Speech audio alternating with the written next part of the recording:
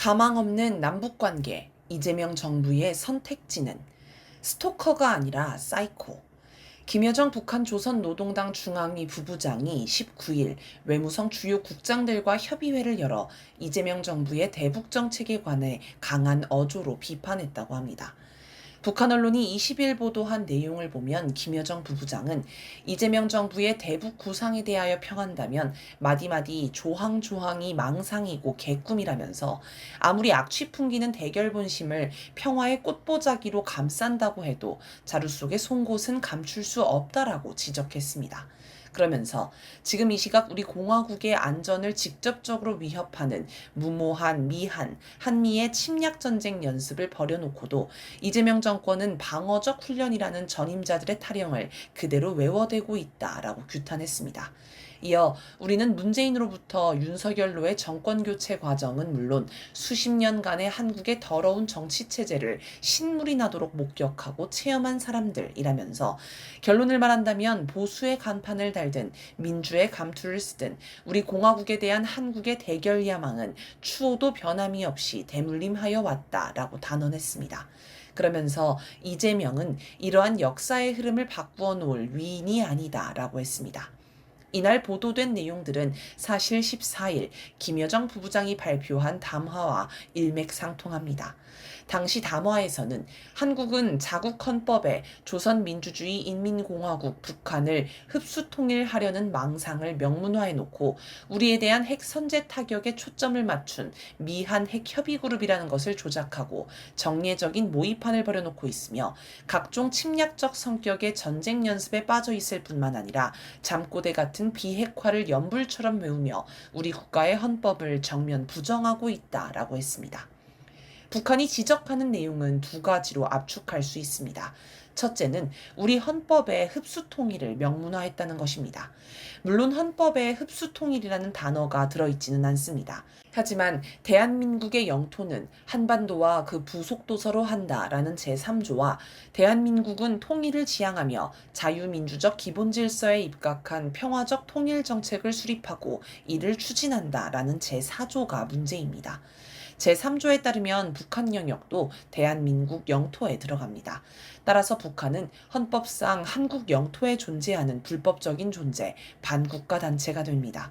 또 제4조에 따라 자유민주주의로 통일해야 하는데 그러면 북한 체제를 부정하고 없애야 합니다. 우리가 어떤 취지로 헌법을 만들었든 상관없이 북한이 보기에 한국은 북한을 말살하겠다는 걸 헌법에 명문화한 것입니다. 이건 북한을 적으로 삼겠다는 것입니다. 둘째는 북한을 적으로 삼은 한미연합훈련을 한다는 것입니다. 물론 한국 정부는 한미연합훈련을 두고 연례적이고 방어적인 훈련이라서 문제가 없다고 합니다. 그러나 훈련 내용에는 유사시 북한 핵 미사일을 선제 공격하고 이른바 참수작전을 진행하며 최종적으로 북한을 점령하고 안정화하는 내용이 들어있습니다. 명백히 북한을 적으로 두고 없애려는 훈련입니다. 만약 똑같은 내용의 훈련을 북한과 러시아가 연합해서 한다면 우리가 어떻게 받아들일지 생각해보면 성격이 더욱 분명해집니다. 이처럼 북한의 존재를 인정하지 않고 적으로 대하며 제거하려고 하면서 대화하자고 하면 어떻게 될지는 뻔합니다. 북한이 싫다는데 한국은 자꾸 만나자고 하는 걸 두고 전에는 스토커에 비유했는데 북한이 볼 때는 스토커가 아니라 사이코로 보이지 않을까요? 만나기 싫다는 사람을 찾아가면서 디올백을 들고 가도 모자랄 판에 칼을 들고 갔으니 딱 사이코입니다. 이재명 정부의 선택지, 한국과 북한의 입장을 다시 비교해 봅시다. 한국은 북한 땅도 한국 영토라고 하면서 북한을 반국가 단체로 규정합니다. 반면 북한은 한반도에 조선민주주의 인민공화국과 대한민국이라는 두 개의 국가가 있다고 규정합니다. 둘 다 타당하다고 인정할 수 있을까요? 국제 현실을 봅시다. 유엔에는 남북이 각각 가입해 모두 국가로 인정받고 있습니다. 유엔은 원래 독립국가가 가입합니다. 국제 행사에서도 남북은 별개의 두 개 국가로 인정받습니다. 올림픽도 월드컵도 아시안게임도 모두 남북을 서로 다른 독립국가로 인정합니다. 이런 현실을 보면 북한은 자기 입장이 옳다고 할 수 있지 않을까요? 북한은 이런 입장을 가지고 한국의 헌법에서 영토 조항과 흡수통일 조항을 없애고 북한을 공격하고 점령하는 내용이 있는 한미연합훈련을 하지 말라는 것입니다. 이걸 해내면 이재명 대통령은 역사의 흐름을 바꾸어 놓을 위인이 될 수 있다는 것입니다. 김여정 부부장 얘기를 거꾸로 보면 그렇게 해석할 수 있습니다. 그러나 북한은 이재명 정부가 안 바뀔 것으로 보는 듯합니다. 국힘당이든 민주당이든 누가 집권하든 똑같았다는 게 북한의 평가입니다. 김여정 부부장은 한국의 그 누구라 할지라도 미국의 특등 충견이라는 사실을 잊어서는 안 된다라고 했습니다. 북한의 거듭된 입장 표명에도 이재명 정부의 모습은 변할 기미가 보이지 않습니다. 14일 담화가 나온 뒤 15일 광복절 경축사에서 이재명 대통령은 평화로운 한반도는 핵 없는 한반도라고 했습니다. 광복절 경축사에서 굳이 언급하지 않아도 되는 북한 비핵화를 주장한 것입니다. 또 한미연합훈련이 시작된 18일 을지 국무회의를 주재하면서 작은 실천들이 조약돌처럼 쌓이면 상호 간의 신뢰가 회복될 것이고 또 평화의 길도 넓어져서 남북이 함께 성장할 수 있는 토대도 마련될 것이라고 했습니다. 북한이 뭐라 하든 꾸준히 북한의 호응을 유도하겠다는 겁니다. 20일에도 북한이 김여정 부부장의 협의회 발언을 보도하자 대통령실이 곧바로 정부는 적대와 대결의 시대를 뒤로하고 한반도 평화 공존과 공동성장의 새 시대를 반드시 열어나가겠다라고 입장을 발표했습니다. 북한이 아무리 싫다고 반복해도 기어이 만나겠다고 집착하는데 북한 시각에 사이코로 보일 수 있습니다. 어찌 보면 문재인 정부나 이재명 정부나 대북 정책이 비슷합니다. 헌법의 흡수통일 조항을 놔두고 북한을 점령하는 훈련을 하면서 만나자고 합니다. 항상 이중적입니다. 반대로 윤석열은 이중적이지는 않았습니다. 흡수통일을 노골적으로 추진했고 전쟁도 하려고 했습니다. 앞으로 이재명 정부가 선택할 길은 두 가지가 있습니다. 하나는 지금처럼 계속 북한의 사이코로 보이는 짓을 하는 것입니다. 다른 하나는 북한이 얘기한 것처럼 깨끗이 남남으로 살자고 선언하는 것입니다. 북한은 14일 담화와 19일 회의를 통해 이재명 정부를 상당히 자극적으로 모욕했습니다.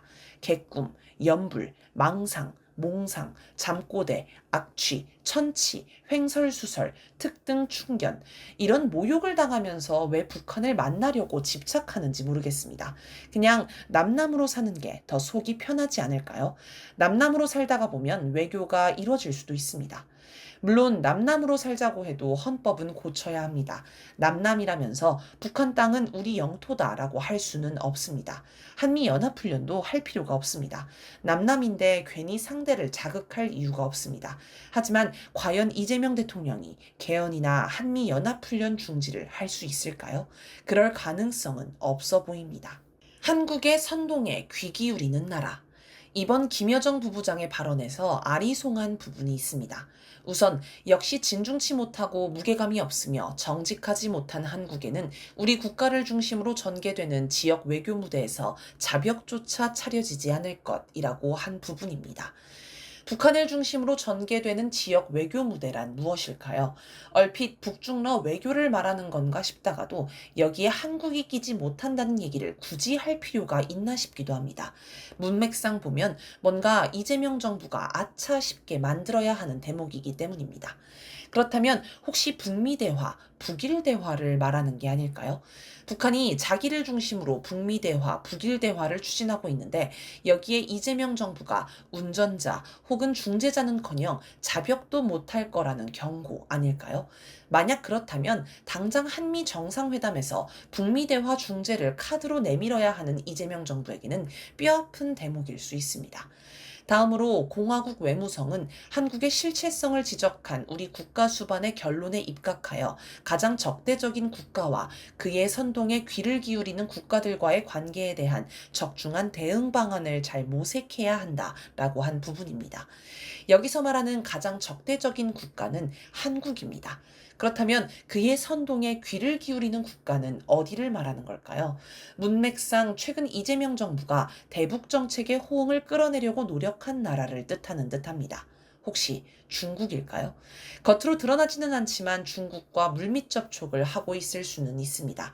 하지만 중국은 대국이라 한국의 선동이 쉽게 먹히지 않을 것입니다. 아마 중국이 한국의 선동을 귀담아 들었다면 그에 상응하는 무언가 큰 걸 받아내려 했을 수 있습니다. 현실적으로 보면 중국보다는 베트남일 가능성이 있습니다.